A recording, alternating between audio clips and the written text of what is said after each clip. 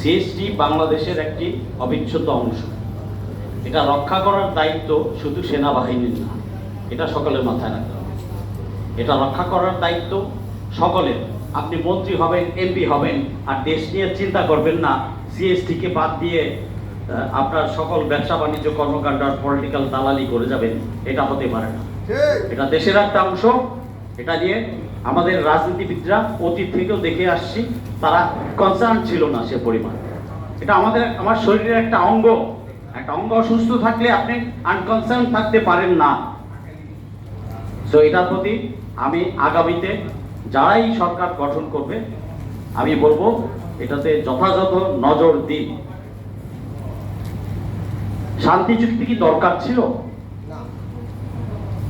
Insurgency cycle সাধারণত 25 বছর পর পর ডাই ডাউন হয়ে যায়। It was about to die down. আমরা সাইধা গিয়া চুক্তি করছি ভারতের পরামর্শে, হাসিনা সরকার এটা করেছে। ইট ওয়াজ অ্যাবসলিউটলি রং। যা হোক, অতীতে যা হয়েছে হয়েছে, এটার সংশোধনী দরকার। আমি স্ট্রংলি বলতে চাই এই দেশ বিরোধী চুক্তির সংশোধনী চাই।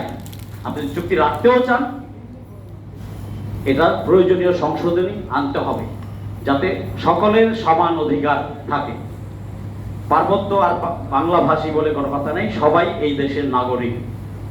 পার্বত্যবাসী যারা আছে বিভিন্ন উপজাতি, ওরাও আমার ভাই। আমি অবশ্যই ওদেরকে আমি ভাই মনে করি, ভাই বোন। ওদের অধিকার আছে, আমার বাংলাভাষী লোকজনের অধিকার আছে। ভূমি আইন একটা ভালো ক্যাচাল বাজিয়ে রেখেছে। তো যাই হোক, এত বিস্তৃতিতে যাচ্ছি না। প্রয়োজনীয় সংশোধনী আনতে হবে, যা যা দরকার এটা অপরিহার্য। বর্ডারের নিরাপত্তা আরো জোরদার করতে হবে। আমার আগের ভাই বলে গেছেন, ইনফ্যাক্ট অনেকেই অনেক কিছু বলে গেছেন, কভার হয়ে গেছে অনেক কিছুই। বাট প্রায় আমি এক্স্যাক্টলি এই মুহূর্তে মনে করতে পারছি না 200 কতটা ক্যাম্প উইথড্র করেছে। ওই 200 পুনর্বহাল করতে হবে। এছাড়াও আরো দরকার হলে 20% বা 30% অতিরিক্ত ক্যাম্প বসানোর দাবি করছি। এটা অবশ্যই করতে হবে, এটা জায়েজ, এটা বৈধ।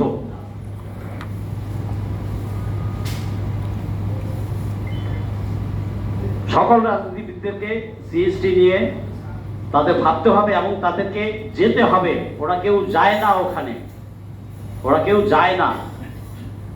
গ্রাউন্ডে সমস্যাটা কি সেটা তারা বুঝতে চায় না। মিডিয়া ভাইদেরকেও যেতে হবে, কারণ অতীতে এটা ডার্ক ছিল।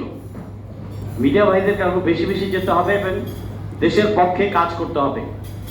সকল জনগণের পক্ষে কাজ করতে হবে।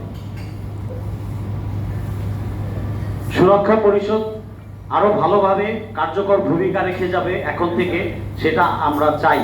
এবং আমার ব্যক্তিগতভাবে আমার সমর্থন আছে। দরকার হলে আমি সব সময় আপনাদের সাথে থাকব। আমি ফেরদৌস আজিজ থাকব, যদি আপনারা নিতে চান, পছন্দ করেন। সন্তুর আলমা, সে একটা রাষ্ট্রদ্রোহী, সে একটা খুনি। সে খুনি। তাকে আজ পর্যন্ত কেন আইনের আওতায় আনা হয় নাই? তাকে আইনের আওতায় আনতে হবে। সে রাষ্ট্রদ্রোহী, ভারতে বসে বসে মিটিং করে আর মাসে মাসে যায় সে ওখানে। তাকে অবশ্যই আইনের আওতায় আনতে হবে। এটা লজ্জার কিছু নাই, কোনো দ্বিধাদ্বন্দ্বের কিছু নাই। সে একটা খুনি। পার্বত্য চট্টগ্রামের জন্য আর্মি কত রক্ত দিয়েছে গত 45 বছরে, কত রক্ত দিয়েছে। আমরা সাধারণ জনগণ কিন্তু জানি না, রাজনীতিবিদরা তো জানি না। রাজনীতিবিদরা দিন শেষে আমার পকেটে কত পয়সা আসলো, কত ইনকাম হইলো, কি ধান্দা হইলো, কি পদ পাইলাম, কি পদ দিব সামনে, এই ধান্দায় থাকি। সেটা কি শুধু সেনাবাহিনীর একার দায়িত্ব? অখণ্ডতা রক্ষা করা সকলের দায়িত্ব। আমি তো বলছি না কোনো চাকমা বা মারার উপর অবিচার করুক, সেটা তো বলছি না। আমার ভূমির অখণ্ডতা রক্ষা করার দায়িত্ব আমার আছে, 100% আছে। এটা কে কি বললো বা সমালোচনা করলো তাতে কিছু আসে যায় না। ভারতের চক্রান্তে এই দেশের কিছু মিডিয়াও অতীতে রং প্লে করেছে, করছে, এখনো করছে। এনজিওদের বিচরণ কমাতে হবে। কন্ট্রোল বিচরণ রাখতে হবে, সরকারের কন্ট্রোল থাকবে। আমি একটা ঘটনা বলি, আমি 2010 সালের জুলাইতে রিটায়ার করেছি। 2010-এর জুলাইয়ের প্রথম সপ্তাহে আমি কাপ্তাই, রাঙ্গামাটি, কক্সবাজার বেড়াতে যাই। তো তখন আমি ওখানে গিয়েছি এবং শুনেছি যে একটা মিটিং হয়েছে, indoor meeting, close door meeting.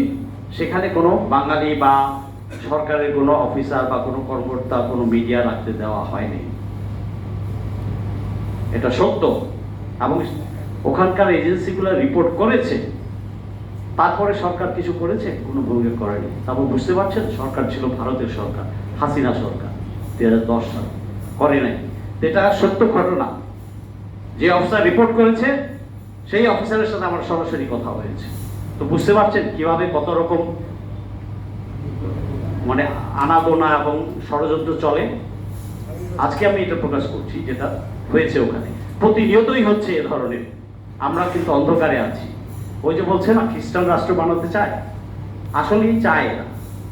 আমরা হয়তো শুনে যাই বক্তৃতা, তাকে ভুলে যাই।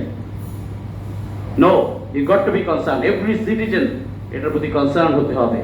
কারণ সকলেরই দায়িত্ব আছে দেশের প্রতি, সকলেরই দায়িত্ব আছে এবং অধিকার আছে প্রশ্ন তোলা। আমি এই বলেই শেষ করছি। ধন্যবাদ সবাই।